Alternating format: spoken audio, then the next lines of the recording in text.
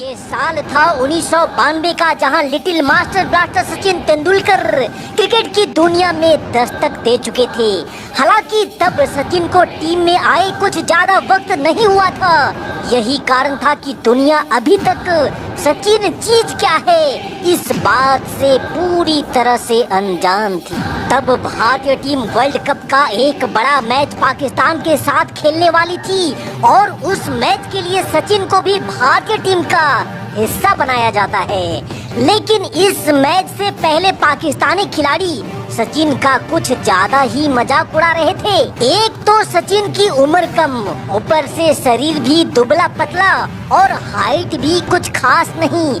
तब पाकिस्तानी खिलाड़ियों द्वारा सचिन को लेकर इतना तक कह दिया जाता है कि क्या भारत में खिलाड़ियों की कमी हो गई है कि अब हमें बच्चों के साथ क्रिकेट खेलना पड़ेगा। पाकिस्तान के इस बड़बोलेपन और घमंड का सबसे बड़ा वजह ये था कि उनके टीम में वसीम अकरम और इमरान खान जैसे घातक गेंदबाज थे, जो अपनी तेज गेंदबाजी से बड़े बड़े बल्लेबाजों को दहशत में रखा करते थे। लेकिन आज मामला अलग होने वाला था, क्योंकि आज वसीम अकरम के सामने था एक 16 साल का लड़का, और यही 16 साल का लड़का तोड़ने वाला था इमरान खान का भी घमंड। दोस्तों, भारत और पाकिस्तान के बीच खेले गए इस धमाकेदार मैच का पूरा हाईलाइट वीडियो मैं आपको दिखाने वाला हूँ। लेकिन आगे बढ़ने से पहले अगर आप चाहते हैं कि एक बार फिर से भारतीय टीम पाकिस्तान का घमंड तोड़े तो इस वीडियो पे एक लाइक जरूर दीजिएगा, साथ ही कमेंट में जय हिंद भी जरूर लिखिएगा। भारत और पाकिस्तान के बीच वर्ल्ड कप का ये अहम मुकाबला ऑस्ट्रेलिया के सिडनी के मैदान पर शुरू होता है, जहां भारतीय टीम की पहले बल्लेबाजी आती है और अजय जडेजा के साथ के श्रीकांत भारतीय पारी की आगाज करते हैं। जहां पहले ओवर में ही वसीम अकरम की एक शानदार गेंद पर श्रीकांत आउट होते होते बाल बाल बचते हैं। अंदरूनी किनारा लेते हुए गेंद स्टंप को मिस करती है। गेंद जब तक फील्ड होकर आती 2 रन दोनों बल्लेबाजों ने पूरे कर लिए थे। वसीम अकरम की तेज गेंदबाजी के सामने भारतीय ओपनर थोड़े असहज दिख रहे थे। यहाँ अगले ही पल के श्रीकांत को एक और जीवन दान मिलता है। पाकिस्तानी विकेटकीपर मोइन खान के हाथों से कैच ड्रॉप हो जाता है और भाग्य से के श्रीकांत क्रीज पर अभी भी बरकरार थे। पहले 5 ओवर के खेल तक भारतीय टीम के खाते में महज 13 रन ही आए थे। वसीम अकरम, इमरान खान और आकिब जावेद शुरुआत से ही काफी घातक गेंदबाजी कर रहे थे। श्रीकांत और जडेजा के लिए रन बनाना मुश्किल हो रहा था। यही कारण था कि 9 ओवर की खेल समाप्ति के बाद अभी भी भारत के खाते में महज 24 रन ही जुड़े थे। इस दबाव का परिणाम ये होता है कि 10वें ओवर में के श्रीकांत 39 बॉल में मात्र 5 रन बना करके आउट हो जाते हैं और 25 के स्कोर पर श्रीकांत के रूप में भारत को पहला झटका लग जाता है। Had no doubt that the ball had been taken cleanly. Northern found the outside edge. So he's had a few goes at Shrikant for LBW, finally had him caught behind. Probably let Christian Camp wait, but he's definitely out, he's gone. Shrikant के जाने के बाद मैदान पर जडेजा का साथ देने और भारतीय पारी को संभालने खुद कप्तान मोहम्मद अजहरुद्दीन बल्लेबाजी के लिए आते हैं, जहां अजहरुद्दीन भी रन आउट होते होते बाल बाल बचते हैं। जरा सोचिए, यहाँ 12-13 ओवर का खेल समाप्त हो चुका था, लेकिन अभी भी भारतीय फैंस की आंखें एक चौका तक देखने के लिए तरस रही थी। लेकिन 14वें ओवर में इमरान खान की गेंद पर अजहरुद्दीन ने बेहतरीन ड्राइव लगाया और भारतीय पारी का पहला चौका खाते में दर्ज कर दिया। वहाँ उस परिस्थिति में भारतीय टीम को सिर्फ एक छोटे से मोमेंटम की जरूरत थी, जिसे अजहरुद्दीन ने चौका लगाकर प्राप्त कर लिया था। फिर क्या था, अगले ओवर में जब इमरान खान फिर से गेंदबाजी करने आए तो फिर से लिया अजहरुद्दीन ने इमरान खान को रडार पे और जड़ दिया एक और बेहतरीन चौका। Definitely, again, not expending a lot of energy, but perfect timing from the Indian skipper. That ball racing between cover and mid-off before. It's the second time Imran Khan has overpitched The first delivery of his spell. It's the second time, and और फिर 19वें over की आखिरी गेंद पर जडेजा के इस single के साथ ही टीम इंडिया के स्कोर बोर्ड पर 50 रन लग चुके थे। लेकिन अब वक्त हो चला था भारतीय टीम को अपना गियर शिफ्ट करने का। अजहरुद्दीन और जडेजा टीम इंडिया की रनगति को रफ्तार देने का मूड बना चुके थे। फिर शुरू होता है पाकिस्तानी गेंदबाजों पर counter attack. The two outfielders.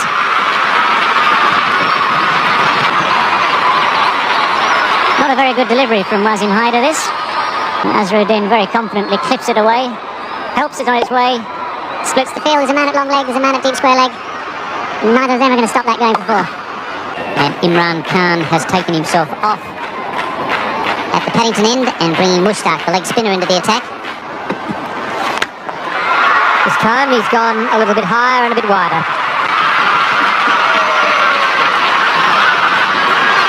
It brings up the 50 partnership between these two. First wicket fell in the 10th over. It's now the 23rd over. 75 balls it's taken them to bring up their 50 partnership, and Jadeja starting to take over the senior role. He's moved along to 34. That was his first boundary. The captain decides that he needs a bit of help. Just the one bounce into the side screen. That's as perfect a placement as you'll find. 24 over की समाप्ति के बाद भारत ने एक wicket खोकर 86 run बना लिए थे, लेकिन तभी 25वें ओवर में अजरुद्दीन कट शॉट लगाने के प्रयास में अजरुद्दीन मोइन अली के हाथों में कैच दे बैठते हैं और 32 रन बनाकर भारतीय कप्तान अब पवेलियन की राह पकड़ चुके थे। अजरुद्दीन का विकेट लेकर पाकिस्तान टीम एक बार फिर से मैच में वापसी कर चुकी थी, लेकिन यहां से आगे भारतीय टीम का मोर्चा अजय जडेजा के साथ मिलकर विनोद कामली ने संभाला। Jadeja back on strike. This is in the air. There's a fieldsman back, but he may not be far enough back. It's over the top of the fieldsman into the fence for 4. That's the end of the over. India are 2 for 94. Campbell getting into the act now. Short delivery from Haider. Zaman al-Haq. Ajay और कामली ने मिलकर काफी हद तक भारतीय पारी को संभाल लिया था, लेकिन फिर जडेजा जो सेठ थे। 28वें ओवर की आखिरी गेंद में वसीम हैदर की गेंद पर जडेजा के लिए कैच की अपील की जाती है। अंपायरों को तब ठीक से दिखा नहीं कि कैच सही तरीके से लिया गया है या नहीं, और ना ही उसमें वैसा कोई तकनीक था, इसलिए सिर्फ फील्डर के कहने पर ही अंपायर ने जडेजा को आउट करार दे दिया। जडेजा का विकेट भारतीय टीम के लिए एक बहुत बड़ा झटका था। 46 रनों की बेहतरीन पारी खेल जडेजा पवेलियन वापस जा चुके थे और पाकिस्तानी खिलाड़ियों का तो खुशी का ठिकाना ही नहीं था। लेकिन तब टीम इंडिया के संकट की इस घड़ी में मैदान पे दस्तक देता है एक 16 साल का युवा लड़का, जो आज मास्टर ब्लास्टर के नाम से मशहूर है और जिन्हें दुनिया क्रिकेट का भगवान मानती है। हालांकि तब पाकिस्तानी खिलाड़ी सचिन के दुबले पतले शरीर को देखकर काफी हल्के में ले रहे थे, लेकिन यहाँ से आगे आने वाला पल पाकिस्तान के लिए एक बड़ा सबक बनने वाला था। काम्बली के साथ मिलकर सचिन ने भारतीय पारी को फिर से आगे बढ़ाना शुरू कर दिया। सचिन के लिए अब वक्त की वो घड़ी आ चुकी थी कि पाकिस्तानी गेंदबाजों को उनकी भाषा में जवाब देना शुरू कर दिया जाए। फिर क्या था, सचिन ने दिखाया अपने बाजुओं का दम और गेंद को सीमा रेखा पार भेज पाकिस्तानी गेंदबाजों के धागे खोलने का ऐलान भी शुरू कर दिया। There was a man at mid-wicket and a man at long on. The area he wanted to go was in the direction of mid-wicket. Imran Khan is there, so he decided to go over Imran's head. Stormy cuts on the offside. It's the well before again. That's superb batting by this youngster. And boundaries are needed. He's changed the line of the bowl by pulling the first ball over mid-wicket. This time it's wide of off stump and he cuts beautifully.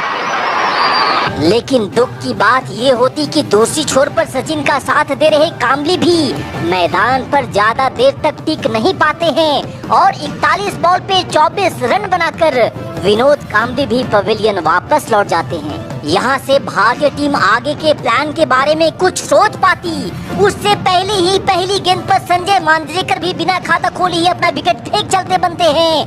Pakistani खिलाड़ियों के साथ पाकिस्तान की आवाम जीत के जश्न में डूब चुकी थी, क्योंकि उन सबको तब ऐसा लग रहा था मानो अब यहाँ से 10-20 रन के अंदर ही भारतीय टीम सिमट जाएगी। लेकिन तभी सचिन का साथ देने मैदान पर आते हैं कपिल देव, जिन्होंने बिना कोई वक्त गवाए आते ही विस्फोटक बल्लेबाजी करना भी शुरू कर दिया था। Kapil Dev hitting over cover for 4. 5 for 160. Kapil Dev और सचिन की ताबड़तोड़ बल्लेबाजी से भारतीय टीम का स्कोर बोर्ड जो कछुए की गति से चल रहा था अब वो खरगोश बन छलांग लगाने लगा था। Thank you, Bill. Yes, the lights on here at the Sydney Cricket Ground. Oh, that's it high. This could be out. Will it be six? It's a big one. Over the top for six. Kapil Dev opening his shoulders and smashing that one over the top of extra cover. That's in the air, but wide of the fieldsman. Just did very well to stop that. Hyder down at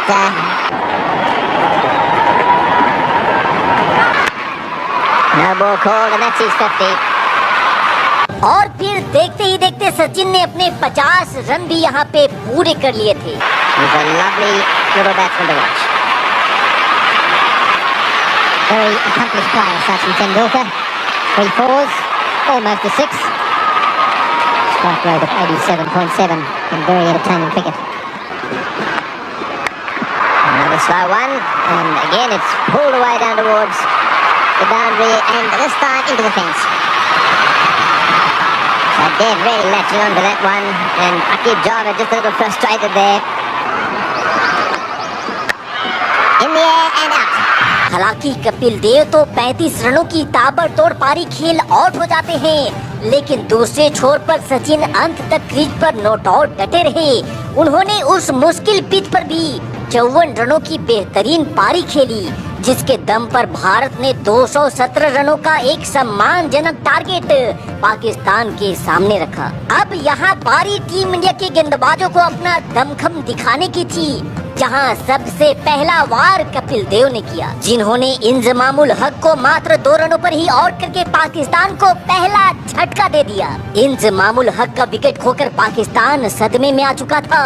Pakistan इस सदमे से निकलने का कोई प्रयास करता, उससे पहले ही अगला वार मनोज प्रभाकर ने किया और जाहिद फजल को मोरी के हाथों में कैच करवा 17 रनों पर ही पाकिस्तान को दूसरा झटका दे दिया था। लेकिन फिर यहाँ से आगे आमिर सोहेल पाकिस्तान के लिए ढाल बनकर खड़ा हो जाता है, जिसने देखते ही देखते अर्धशतक भी ठोक दिया था।